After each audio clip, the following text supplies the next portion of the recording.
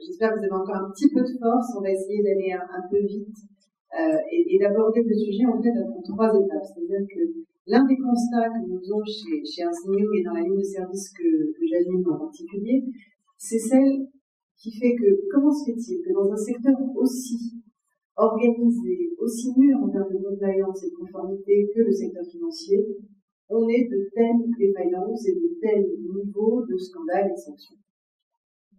Alors évidemment, il y a la problématique de volumétrie de transactions, il y a une problématique de flux et de valeur, mais il y a aussi probablement le fait qu'on est aujourd'hui dans un point d'orgue où on peut, à partir des divers scandales qui depuis 10 ou 15 ans ont fait les événements que vous connaissez, quelques analyses un peu post-mortem intéressantes que l'on peut essayer de partager ensemble et sur lesquelles on peut essayer de réfléchir. Et c'est ce que je vous propose d'avoir aujourd'hui, avec une partie qui va être un petit rappel un peu douloureux pour nous tous. Et quand je dis pour nous tous, j'en parle au premier chef, je veux dire d'une structure qui s'appelle Arthur Andersen. Autant vous dire on a connu par le détail ce que représente le traumatisme d'une fraude aussi colossale que celle de la fraude comptable, et on mesure très bien ce que représentent les suites et les possibilités de rebond dans ces conditions-là. Donc, on va faire déjà un point sur qu'est-ce qui se passe, pourquoi, et comment on peut analyser. Le deuxième sujet qui me paraît intéressant, c'est de vous faire prendre peut-être 2 minutes le temps des questions qui sont celles que nous voyons nous sur le terrain lorsque nous arrivons, lorsque nous avons un risque qui est détecté, une suspicion de fraude ou de manipulation ou d'infraction à une réglementation, qui fait que peut-être il y a quand même quelques zones spécifiques communes sur lesquelles arrivent ces sujets-là. Et puis enfin, vous faire un petit panorama très léger de ce que l'on voit arriver comme étant des moyens d'être un peu plus en anticipation qu'en réaction. Aujourd'hui, vous savez, la fraude est notamment organisée, on va dire, la lutte anti-fraude en 3 grands piliers, la prévention, la détection et l'investigation. Globalement, la réaction, elle est bien faite dans l'ensemble des structures dans lesquelles on intervient. Dès qu'il y a un incident, il est pris en main avec une équipe dédiée et des modalités de traitement qui vont aller. La partie prévention, là encore, dans le secteur financier, dans les banques en particulier, il est quand même très développé. Avec plus ou moins, on verra, de qualité dans la mise en œuvre, mais il existe. Là où on trouve encore, à mon sens, beaucoup de travail à mener, c'est sur la détection. Et c'est sur ces sujets de détection qu'aujourd'hui, notamment nos collègues américains ont commencé à développer tout un tas d'arsenals et d'outils qui sont intéressants et qui sont peut-être des pistes pour la manière, en fait, d'être encore plus, on va dire, online que offline dans les traitements des fraudes. Alors, quand je vous parlais de souvenirs douloureux, vous n'avez pas menti, je pense que partout dans la salle, certains d'entre vous auront tous en mémoire certains de ces événements. Je ne vais pas revenir en détail. Ce qui m'intéresse là-dedans, c'est que vous preniez juste le niveau en fait des sanctions, comme l'a dit très justement Jean-Marie Savin, on est sur des montants qui sont absolument astronomiques dans les fraudes, dans les sanctions. Ce qui est intéressant aussi de voir, c'est qu'il y avait peut-être on va dire un développement particulier sur certaines activités dans la banque, je pense notamment au role trading, qui étaient particulièrement liées aux activités de marché financier, etc. Aujourd'hui, on trouve ça dans toutes les activités, mais pas seulement de la banque, les assureurs, l'asset management, tout le monde fait partie aujourd'hui des possibilités pour une exposition au risque. Ensuite, ce qui est intéressant aussi à prendre en compte, c'est que la fraude, elle prend des formes de plus en plus complexes, multiformes, et elle peut être liée soit à des modifications strictement sensues de présentation comptable, erronée, frauduleuse, etc. On peut être en infraction avec des codes, et c'est là où ça devient plus compliqué, c'est que ces codes deviennent de plus en plus compliqués et sont très internationaux, c'est-à-dire qu'aujourd'hui, on doit répondre à la fois aux obligations françaises, mais aussi aux obligations européennes, et bien sûr aux obligations internationales. Et sur ces sujets-là, notamment dans les sujets clés que sont probablement le respect des embargos et la lutte anticorruption, on sait que le législateur américain a une force de frappe qui est extrêmement importante. Donc voilà, c'était juste l'idée de vous dire, aujourd'hui, tout ça fait l'objet, on va dire, d'un certain consensus, plus personne ne peut être épargné, que ce soit des entreprises, encore une fois, d'une certaine taille ou pas, tout le monde a été touché. Alors après, ce qu'il faut voir aussi, c'est qu'est-ce qui s'est mal passé lorsqu'on a essayé de prendre un petit peu la mesure de ce qui s'est passé, notamment lorsqu'on a eu des premières demandes de la part des autorités sur certains sujets. La première chose qui est assez flagrante, c'est qu'on a quand même un manque de réactivité sur les dernières années et d'anticipation des sujets par rapport aux demandes des autorités. C'est-à-dire qu'en général, on est assez peu capable de présenter des réponses argumentées, documentées sur les situations un petit peu atypiques ou qui ont présenté des incidents. La deuxième chose, c'est qu'il y a quand même un manque d'efficacité opérationnelle des systèmes. Alors là, qu'est-ce qu'on veut dire par là? C'est qu'on a, en général, implémenté tout un tas de choses dans beaucoup de pays, sauf que la diversité des pays et le profil de risque d'un certain nombre de ces pays étaient très différents les uns des autres et auraient sans doute nécessité un focus spécifique avec un dispositif très particulier. On se rend compte également qu'il y a eu des évolutions dans les organisations, et là, au premier chef, on sait tous qu'on est dans un système économique qui aujourd'hui a été très contraint, qu'on a fait pour beaucoup d'entre nous de grosses réductions de personnel, des systèmes d'information qui ont changé, probablement aussi des choix stratégiques d'externalisation ou d'offshoring, et tous ces sujets-là ont peut-être un peu été sous-estimés dans leur exposition et dans la part qu'ils portaient de risque, et notamment du risque de fraude. Et puis enfin, le risque de fraude en général, j'ai toujours un peu tendance à me poser la question lorsque j'interviens dans une entreprise, qui est de savoir mais qui est en charge de ce risque chez vous. Et là, en général, on regarde ses chaussures. C'est-à-dire qu'en fait, le risque de fraude, évidemment, il est pris quelque part, mais il est très disséminé, il est très partialisé, et on a aujourd'hui, on va dire, quelque chose d'assez fragmenté, par métier, par pays, par système d'information, où on n'a pas cette vision globale de ce que représente le risque de fraude et de non-conformité dans sa prise en charge. On a aussi, très souvent, une culture du risque qui est relativement pauvre pour certains enjeux, avec, on va dire, des responsabilités qui soit sont mal définies, soit se sont mal appropriées malgré les procédures. Ça existe aussi beaucoup, c'est-à-dire qu'on n'a pas vraiment compris et été jusqu'au bout de ce que représentaient les rôles de chacun sur ces sujets-là. On a également un petit sujet, me semble-t-il, sur les contrôles. C'est-à-dire qu'en fait, on a, encore une fois, des dispositifs, des procédures, des organisations. Mais comment nous assure-t-on de l'efficacité de l'ensemble de ce dispositif? Et sur ces sujets-là, à mon sens, on peut faire beaucoup plus de choses aujourd'hui. Alors, ça va être douloureux, ça va représenter encore une fois une certaine évolution dans les mindsets de certains d'entre nous, mais l'efficacité du contrôle reste encore, dans un certain nombre de cas, largement à démontrer. Et puis, de manière assez générale aussi, on a, me semble-t-il, un manque d'approche globale de l'ensemble du sujet de la fraude et de la non-conformité. C'est-à-dire qu'on est resté par activité, par métier, par pays.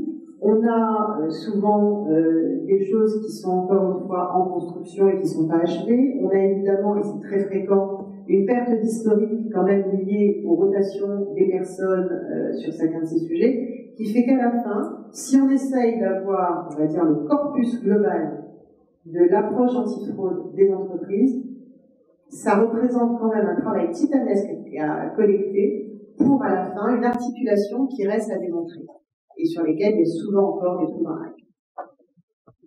Alors, une fois qu'on s'est dit ça, d'abord vous allez me dire en retour si vous vous y retrouvez ou pas, on a essayé de mettre un petit peu noir sur blanc les questions que généralement on peut essayer de vous poser.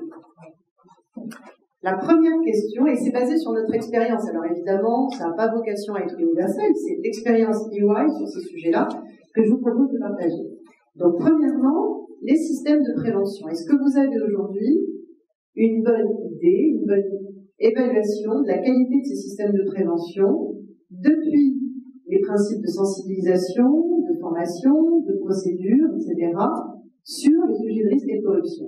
Est-ce que c'est pour vous déployer de manière parfaitement homogène à tous les pays, à toutes les activités et à toutes les parties prenantes?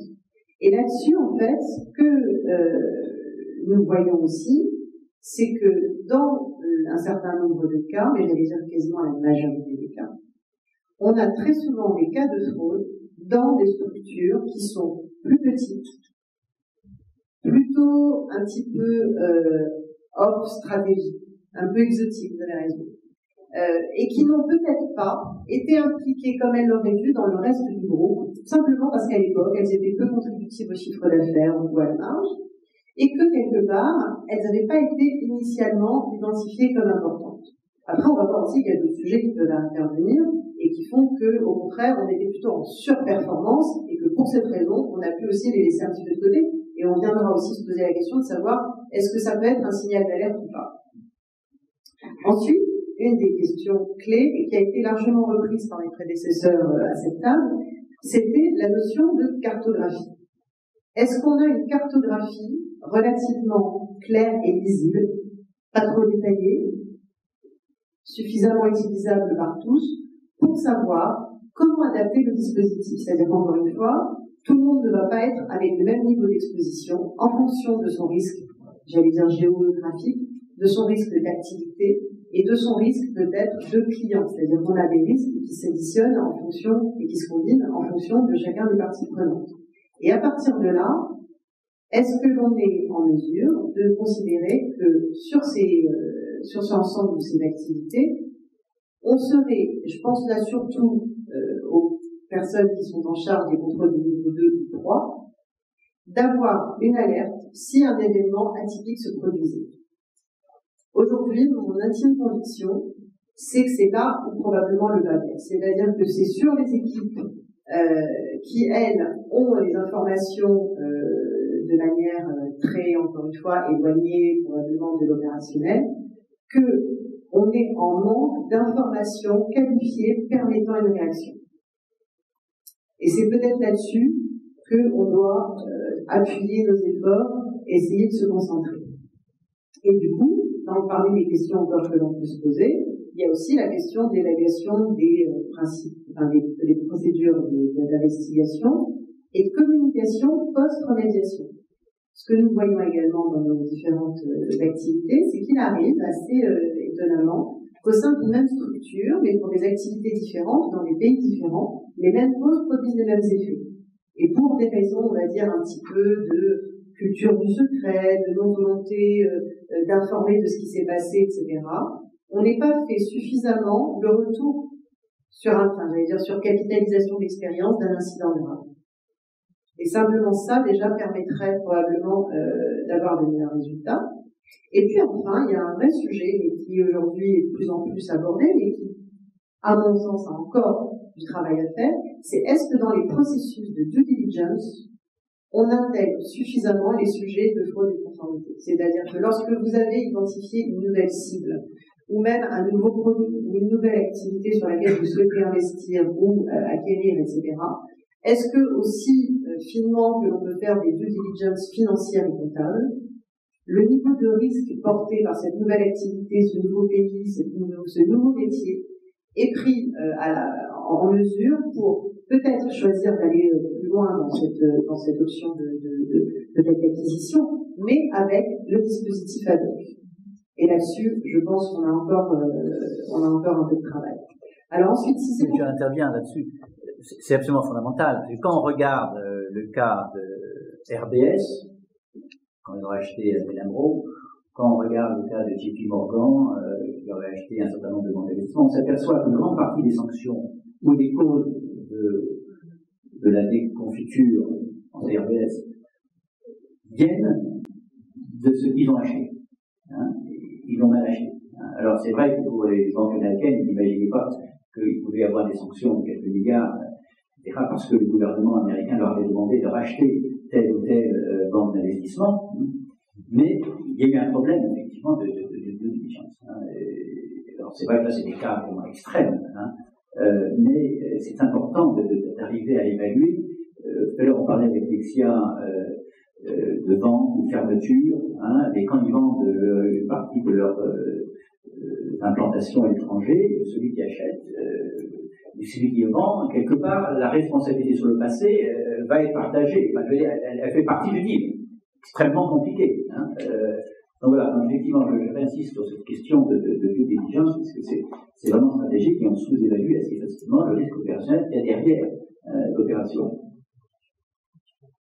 Et alors, dans les sujets qui sont aujourd'hui ceux qui présentent le niveau de dangerosité le plus élevé peut-être, c'est-à-dire la lutte contre le blanchiment et le financement du terrorisme, là aussi, avoir peut-être quelque chose de spécifique et détaillé. Notamment, est-ce qu'on a aujourd'hui des politiques ou des procédures qui sont plus spécifiques sur ces sujets-là à des territoires que l'on sait plus exposés, des territoires peut-être frontaliers avec certains pays sous embargo ou que l'on sait avoir plus de latitude à travailler. Là, de quoi parle-t-on notamment?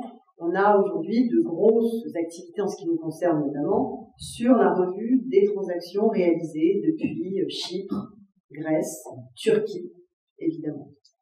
Pourquoi? Parce que ce sont des pays qui continuent à avoir des activités, un petit peu de contournement avec un certain nombre de pays sous embargo. Alors, la difficulté, c'est que ces pays-là, ils sont peut-être dépassés au moment où je vous parle par d'autres pays, notamment liés à de nouveaux embargos, et je pense notamment à l'Ukraine ou à certaines autres interventions. Donc, c'est des choses qu'il faut garder en veille permanente. Ensuite, il y a également à avoir un système de surveillance qui ne va pas être lié uniquement à la transaction, mais à l'ensemble du dispositif. Aujourd'hui, un des gros sujets que nous rencontrons dans les banques avec lesquelles nous travaillons et que nous accompagnons est par exemple le sujet de la mise à jour des listes. Ça paraît trivial, mais ça l'est pas du tout. On a aujourd'hui un nombre de listes à gérer qui est extrêmement important. Ce sont des listes qui sont nationales, européennes et internationales. Et pour beaucoup des établissements bancaires, elles ne sont pas toujours parfaitement centralisées pour l'ensemble de leur plateforme de traitement. Et donc, est-ce qu'on serait en situation d'avoir, par exemple, une information d'une mise à jour de liste qui serait anormalement faible par rapport à d'autres systèmes au sein d'un même groupe? Est-ce que l'on a la possibilité, par exemple, d'être informé si, par exemple, un jour, il y a un traitement de batch qui ne se fait pas et qui fait que la mise à jour ne s'est pas faite et que là, on est en risque sur X journées de transaction parce que, par exemple, la mise à jour n'est pas faite quotidiennement, mais peut-être hebdomadairement. Ensuite, on a également à avoir quelques sujets qui sont les mises à jour sur les filtrages. Nous, aujourd'hui, on a un autre sujet qui s'appelle celui d'une problématique sur ce qu'on appelle les good guys. Qu'est-ce que c'est les good guys? C'est les gens qui portent des homonymies. C'est aussi des choses aussi bêtes que quelqu'un qui a détruit Téhéran et qui va sortir systématiquement en alerte sur les systèmes de filtrage. Et pourquoi c'est embêtant? Parce que vous êtes noyé sous une information mal qualifiée qui vous empêche d'accéder à une information importante. Et sur ces sujets-là, il y a également à avoir un œil très spécifique et la mise en capitalisation d'expérience pour raffiner vos systèmes de filtrage. Il y a également des dispositifs qui sont importants, qui sont ceux du niveau d'information, non pas simplement encore une fois sur les transactions ou sur les listes, mais cette fois-ci sur les clients et leurs activités. Donc il y a évidemment dans tout bon principe de KYC des informations qui existent, mais est-ce que c'est suffisant? Est-ce que si vous aviez un client qui commençait à changer de type de transaction dans son mode opératoire de manière massive, est-ce que vous en seriez alerté? Et est-ce que vous seriez en mesure de détecter d'éventuels problèmes, notamment de contournement? Enfin, un dernier point à discuter, est-ce que dans les produits qui sont aujourd'hui commercialisés, vous n'auriez pas en votre sein des supports au contournement, à l'évasion fiscale, au blanchiment d'opérations? Et ça, c'est un énorme sujet aujourd'hui pour certaines activités bancaires et assurantielles. Et c'est sur ces sujets-là qu'il faut avoir un regard assez neuf, assez critique, non pas pour les arrêter, il est hors de question d'arrêter les activités, mais de mesurer de quel niveau se pose la dangerosité sur ces activités-là. Je voulais également vous faire un petit rappel d'une jolie carte que vous connaissez sans doute, qui est la carte de l'index de corruption de Transparency International. Alors, c'est une carte qui est évolutive, elle aussi. Je crois que celle-ci, elle date de 2012, donc elle n'est pas complètement up-to-date. Mais si vous y regardez de plus près, vous vous rendez vite compte qu'en fait, dans les pays qui sont en rouge, qui sont donc signifiés comme, entre guillemets, dangereux au titre de la corruption, c'est peut-être certains des pays dans lesquels on investit le plus aujourd'hui. Et vous avez un autre tableau que je vous ai pas mis, mais qui est assez intéressant aussi à avoir en tête, qui est celui du niveau d'investissement étranger comparé justement à cet indexing de corruption. Et évidemment, c'est dans les pays où aujourd'hui le niveau de corruption noté par Transparency est plus élevé qu'on a les investissements étrangers les plus forts, avec en tête de liste la Chine, le Brésil, l'Ukraine, l'Inde. Voilà. Alors, pour autant, ça ne veut pas dire qu'il faut s'arrêter. Il faut, là aussi, avoir une attitude risk-based et passer ce sujet-là en le prenant comme un dispositif spécifique à mettre en œuvre pour des sujets notamment de corruption, mais aussi de blanchiment ou d'autres choses.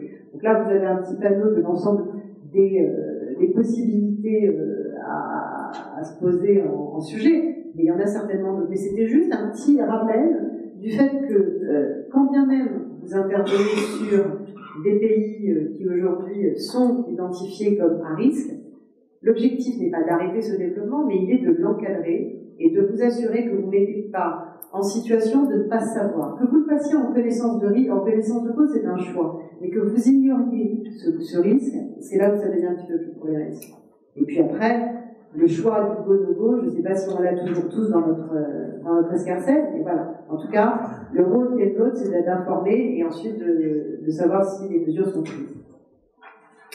Alors, quelles sont les nouvelles tendances en fait? Ça, c'est quelque chose que je partage avec vous, qui est quelque chose que nous, on voit arriver de nos collègues américains, qui ont à cœur en fait de dire aujourd'hui les dispositifs de contrôle, est-ce qu'ils sont suffisants et comment on peut les faire évoluer?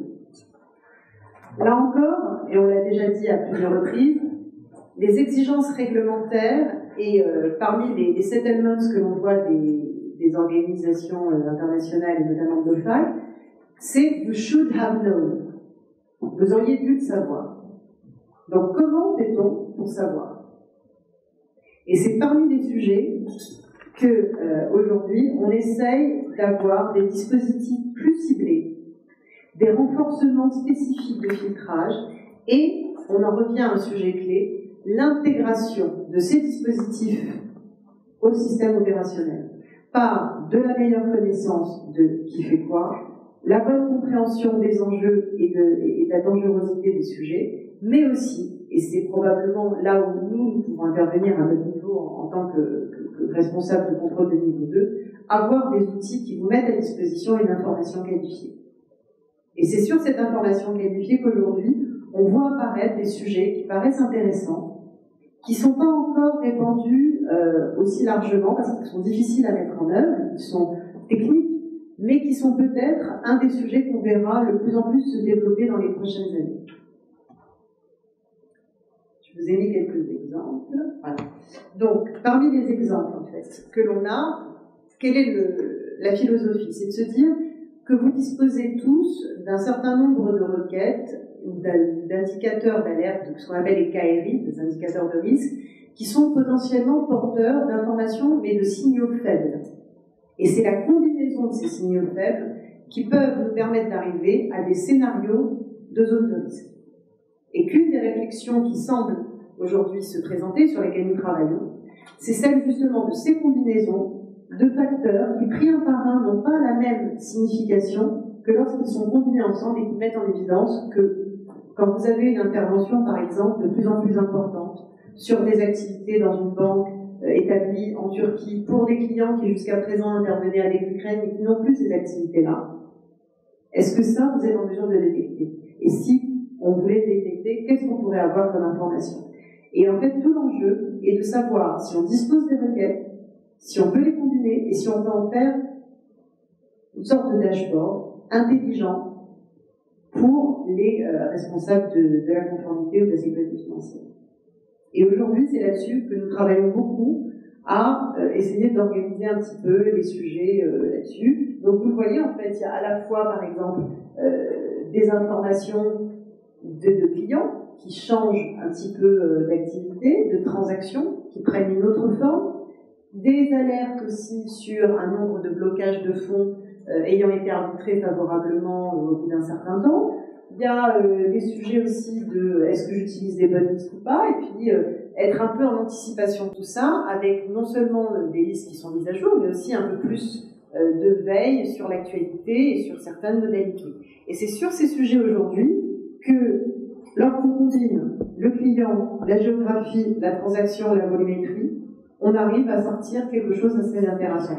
Alors, on n'a pas le temps aujourd'hui de faire des démos de ce que ça peut représenter, mais on arrive en fait, avec des choses assez puissantes technologiquement, et c'est tout l'enjeu, à sortir des informations lisibles qui peuvent donner lieu ensuite à, on va dire, investigation plus avant. Alors, ça ne stoppe pas, on ne va pas être là pour tout stopper, mais on va être là pour se dire, voilà, avec ce type d'information, on peut aller plus loin, on peut choisir d'aller plus loin, et de toute façon, ça reste des systèmes parfaitement itératifs. C'est-à-dire que tous ces systèmes d'analyse de risque par indicateur et de traitement d'alerte sont toujours faits avec des processus un peu itératifs au cours duquel on tâtonne, on vérifie, on conclut. Et ça nous permet à la fin d'avoir quelque chose de beaucoup plus robuste et qui peut présenter un intérêt, encore une fois, dans des structures où on retrouve ce qu'on disait auparavant par mes prédécesseurs, un certain éloignement par rapport au terrain, une difficulté d'appréciation de certains produits ou de certaines activités récentes, une acquisition où on n'est peut-être pas en contrôle parfait parce qu'on est en JV, il y a beaucoup de pays où on est encore en JV, et pour autant, si vous êtes en Chine ou en Inde, c'est probablement pas votre partenaire chinois ou indien qu'on viendra chercher, mais probablement vous en responsabilité, etc., etc. Et c'est pour ces sujets-là qu'aujourd'hui, sur la capacité à être en détection, des gros efforts de recherche et développement et des premiers retours nous semblent très concluants. Alors, pour résumer la situation, en fait, le plus important, c'est d'avoir quelque chose de progressif, avec d'abord une bonne identification de ce que seraient les bons risques indicateurs. Qu'est-ce qui serait pour vous les bons indicateurs de risque? Donc, quelles sont les cartographies sur lesquelles on peut s'appuyer? Est-ce qu'on a une vue assez globale, on a dit holistique, mais on va dire assez globale, de la notion des activités, des métiers, des clients pour avoir une vraie mesure de ce risque? Est-ce que l'on peut capitaliser sur l'expérience, alors d'un tiers ou d'un interne, sur la connaissance exacte de ce qui trouve être aujourd'hui des terrains et qui pourraient être demain des anticipations, pour définir des indicateurs de risque sur lesquels ensuite on va s'appuyer sur des requêtes déjà existantes et qu'on va combiner. Ensuite, il y a évidemment un gros sujet de collecte de données sur lequel il va falloir s'appuyer et sur lequel il va falloir avoir une chaîne d'activité qui va être complète. Et puis enfin, il va falloir construire un dispositif qui va consister à avoir une information et savoir qui et dans quelle mesure on va être capable de l'analyser, de la traiter et de conclure. Parce qu'il n'y a rien de pire en plus d'avoir des risques, des alertes et de ne rien avoir fait derrière. Donc, il faut mesurer le niveau de granularité où vous devez arriver, parce que si vous êtes noyé encore une fois sur des informations que vous ne traitez pas et qu'il y a un pépin sérieux, réel là-dedans, ce sera encore plus grave que si vous n'aviez pas eu les informations. Et voilà aujourd'hui les moyens que nous sommes en train de construire et d'élaborer, de proposer à nos clients pour avancer sur les sujets de la détection des risques de fraude et de non-conformité qui sont probablement parmi les plus dangereux qu'on connaisse en ce moment. Voilà. Bien, intéressant. Alors, question.